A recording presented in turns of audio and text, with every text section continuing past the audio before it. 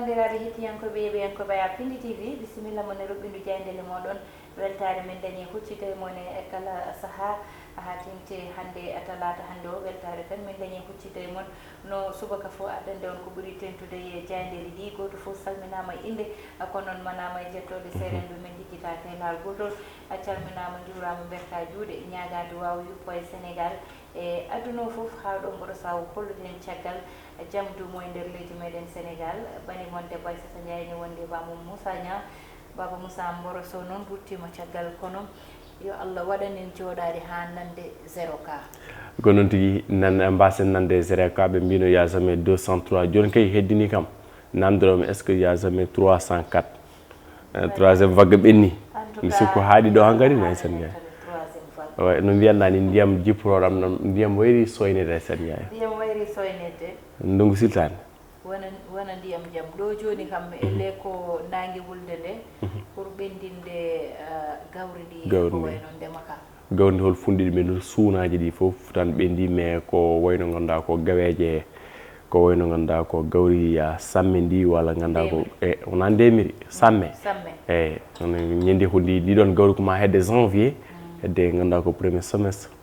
voilà koye dabbuno dal fotata ɗuminide nden kadi wona yaltugol waalo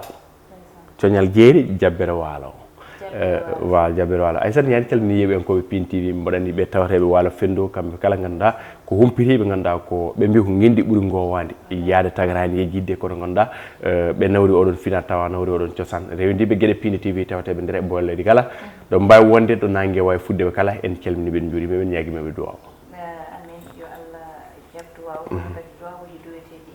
yo Allah jabdu mo jole enen ko ɓuri tentude hande ko noon tigui ene wayno oɗon fonno dawrugol Aissata Ndiaye kala subaka mo pinɗa cikka ko ñande hen tigui woni sumgoji local walla mbiyen sumgoji nokkuji ene wayno o gari min garaji walla mbiyen haalaji cowmami cotumami meeting ngaji gueɗe badde noon ene wayno ko ɗum ɓuuri ko ganduɗa ko tentude nder jandi leydi Sénégal o subaka talata noon tigui Baba Moussa Vox Populi uddisi damal ko noon tigui uddi damal e oɗo subaka talata sappo e ɗiɗi lewru octobre 2021 ɓe gatti koye nde ɗon haare nde ganduɗa tigui waɗi toto Ziguinchor e nokku biteɗo Boucotta Aissata Ndiaye Boucotta noon ene wayno ko tonde Ousmane Sonko yilloyno to ganduɗa ko siége ina ko jappo ene wayno ko toon tigui ganduɗa ko yimɓe makko e ɓen yimɓe Doudou Ka mo ganduɗa tigui kañum woni hoorejo aéroport international Blaise Diagne directeur général ene wayno de ko toon ɓe jagotiri waɗi gari min gara waɗi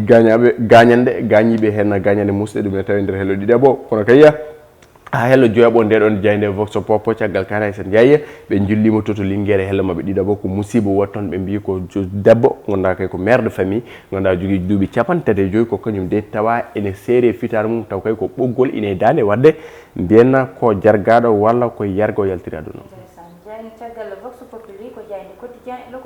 quotidien le quotidien jullima toto Ziguinchor arti ɗiɗon affrontement ji militant APR kamɓe ɗina Pastef les patriotes ene wayno noon ɓe mbi orte de local e waɗi gagnanɗe musde Aissata Ndiaye e nder ɓeɗon ɓe ganduɗa ko wondiɓe Ousmane Sonko kono oɗon camp Doudou Ka kañumen tigui mbaɗi dénoncé ko provocation walla mbiyanda ko ɓen tigui ganduɗa ko cohiriɓe ha ganduɗa ko oɗon musibare walla mbiyanna waɗi oɗon garmi gara kanen tawi nder hello tataɓo nden Dieynaba Madiambal Diagne caggal kane ɓe garti e rapport comité scientifique maggal do Touba ɓe mbi ko pas de fièvre affaire le magalla ngal ɗon dental na no wano hewde yimɓe no wano tigui ganduɗa yimɓe rentude goɗon wuuro teddungo kono Aissata Ndiaye wiide ɓeɗon jayniyankoɓe le quotidien goɗon hello mabɓe tataɓo ko maggal o ɓenni ko teska tigui woni ñabbuli walla mbiyana laygol oɗon moroso covid 19 kanen te hello tataɓo nden Dieynaba Madiambal Diagne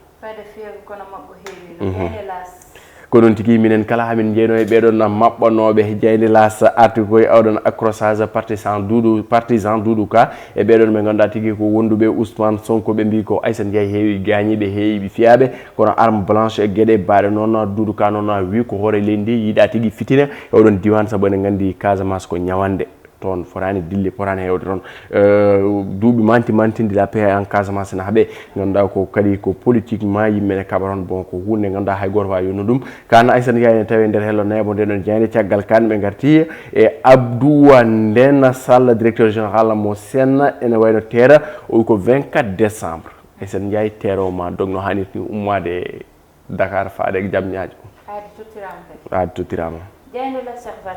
l'observateur e oɗo subaka arti tigi ganduɗa ko yiya nde ɗon haare ene wayno noon nate ɓeɗon gañiɓe ɓen ɓe ganduɗa ko fiyaɓe tiide ɓe ɓe ganduɗa ko yiya koyiya jofe e gueɗe mbaɗe noon tigui piya Doudou Ka o wi ko s'il y a escalade de violence c'est que Sonko l'aurait voulu ene wayno so tawi ganduɗa ko fitine waɗi toon gañiɓe mbaɗi toon ko Ousmane Sonko horejo Pastef o tigui woni sababu gueɗe ɗeɗon kala katen tawi nder hello neeɓo jeeɓo nden jeyde fitiri média nde Youssou Madji Guène caggal kanne ɓe garti alhaali ganduɗa ko wargo walla mbiyen mayde oɗon bébé Toto clinique de la Madeleine ene wayno oɗon pédiatre infirmière oɗon kañumen kala pawama juuɗe ɗum ko losko adana kañumen kala ɓe tawi toto commissariat mo plateau caggal kan ay sen jeyne tawi natal les frères Guissé ɓe mbi ko les raisons profondes de l'exil musical des frères Guissé holko saabi ummadeɓe ɗo faadeɓe caggal leydi Toto Dubaï continue toon carrière musical mabɓe ɗum ne tawe e nder hello jeena nden jeyde l'observateur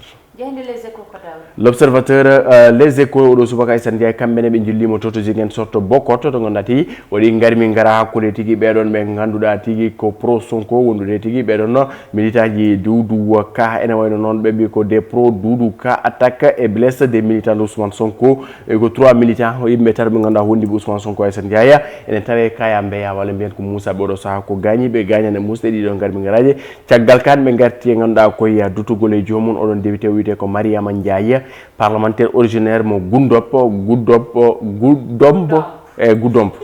Allah ne woni inde dal inde gure e koɗe kamniɗe Aissata Ndiaye ɓe mbi ko assemblée nationale men leydi Sénégal ko 155 député wonno sarɗiyanke kono hande o ɓe gussima e 154 caggal jatugol aduna oɗon debbo ene wayno tigui ganduɗa ko ɓe mbi ko la liste étant épuisée Goudompo n'aurait plus de député goɗɗum wuuro natti dañde sarɗiyanke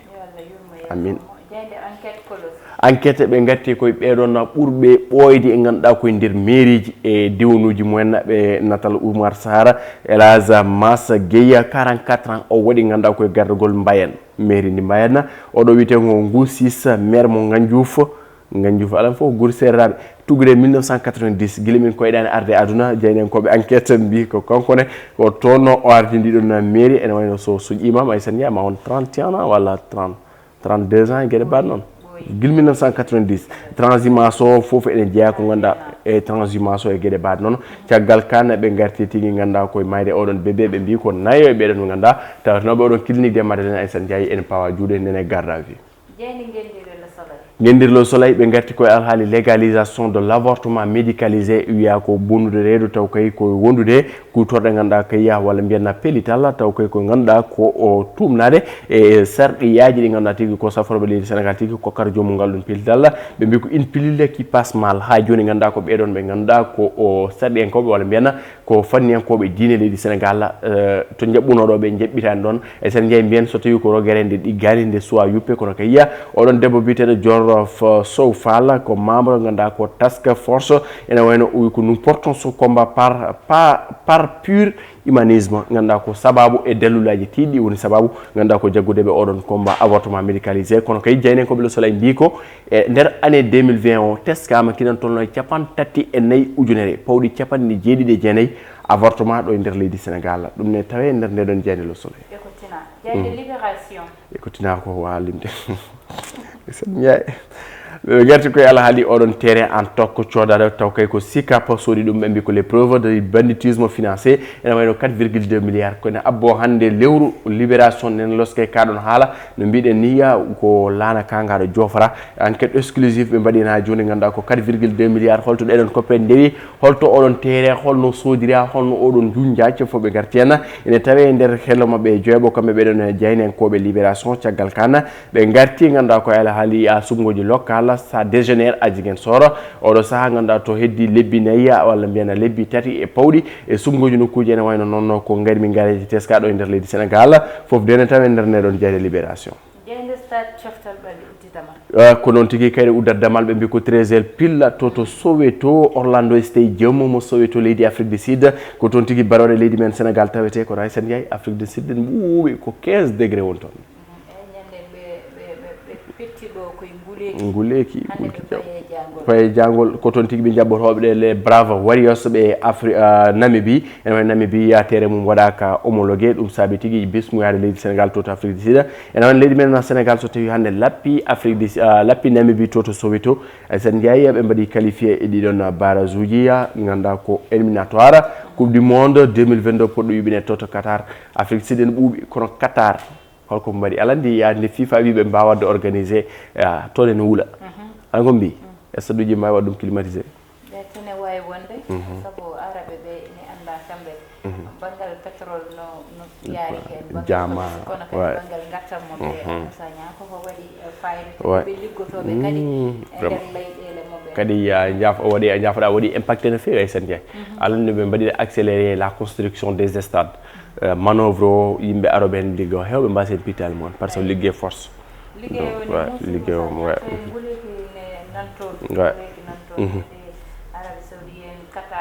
Qatar Allah rokkita foof ene heewi sabu koye dow kaaɗiɓe koɗi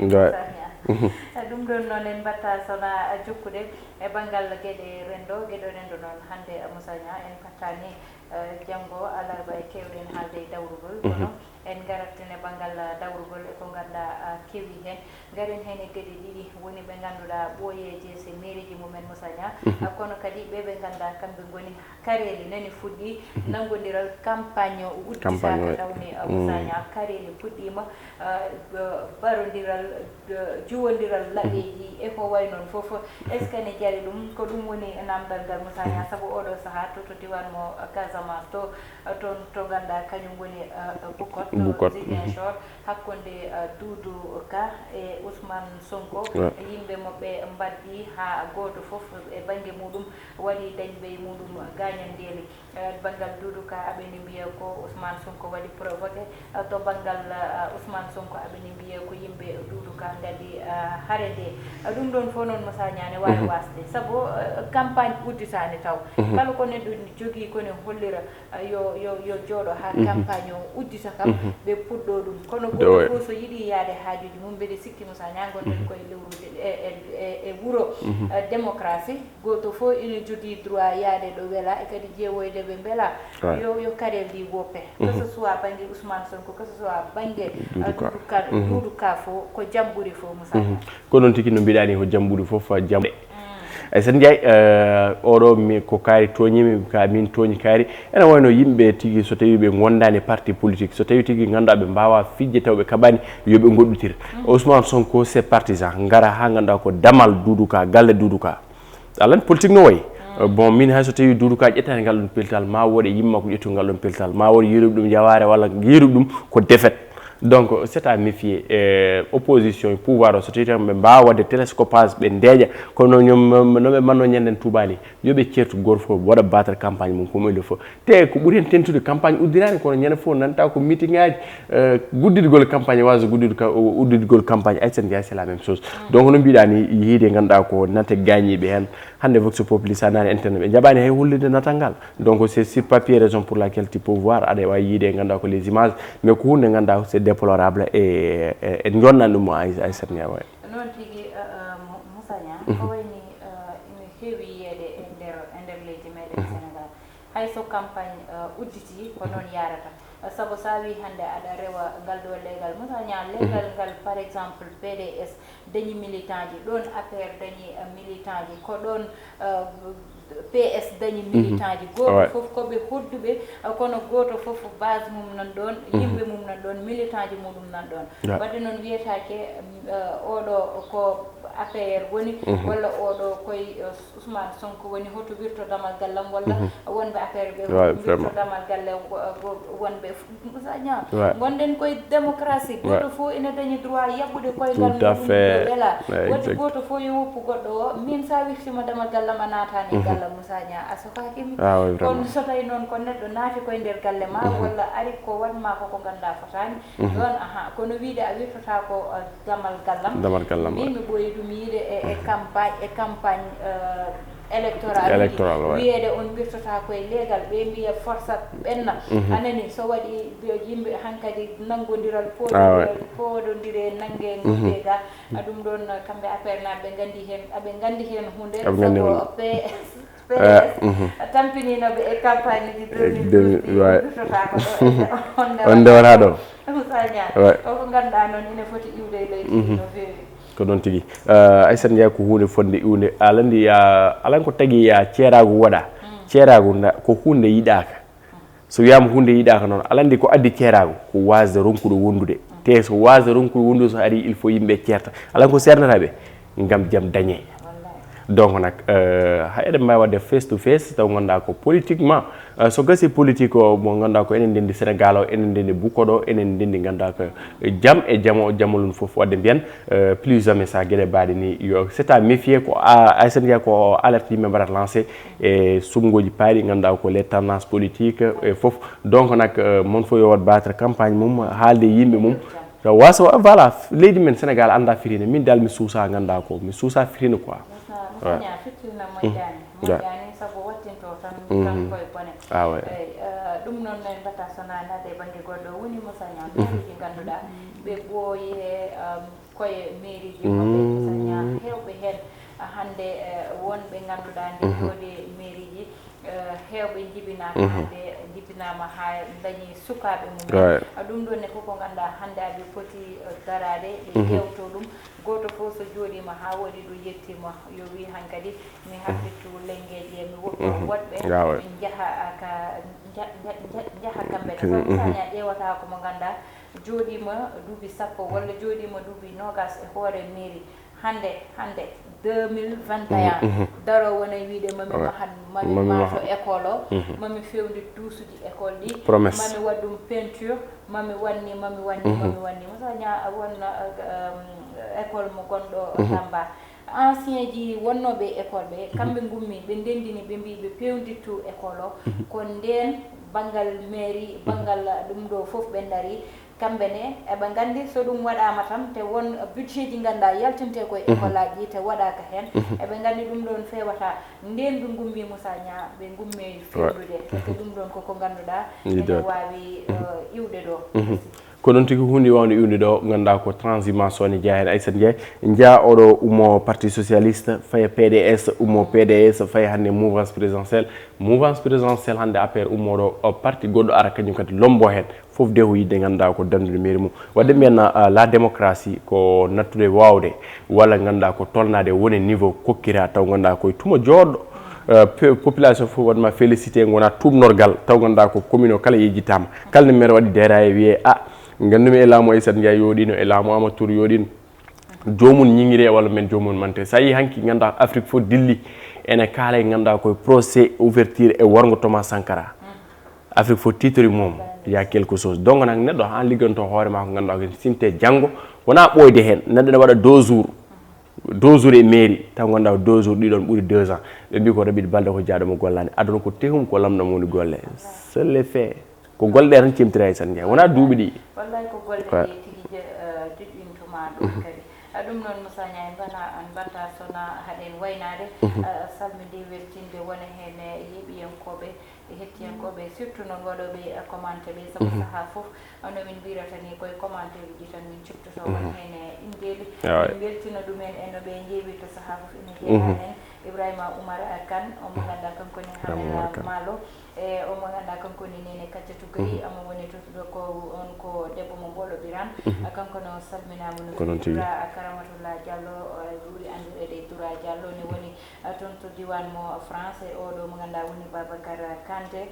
Louti Ba e kadi Aissata Djiggo debbo mo États-Unis on ko debbo jontaɗo dola jontude jeeya e waɗoɓe commentaire mo Sagna saaha fof mbeɗe wiye rewɓe ɓe on waɗa sauver l'honneur quoi batteno waɗɓe battini onon ne naate saabu mbeɗa andi rewɓe yeeɓoɓe ɓuuri hewde wadde noon naatete oɗon kollira koye mon e saaha foof min jiiɗa debbo baɗo croisé les bras tan jooɗo wiya ala onon ne ko hen mona haaɓe naatete hen no feewi saabu wiyete ko min keedanmi ko banggal rewɓe kono mi jaaɓi koye ɗi konngiri gudde toon robbindu jaydeli meɗen tuttude wona aadi janggo so Allah lamɗo jaaɓi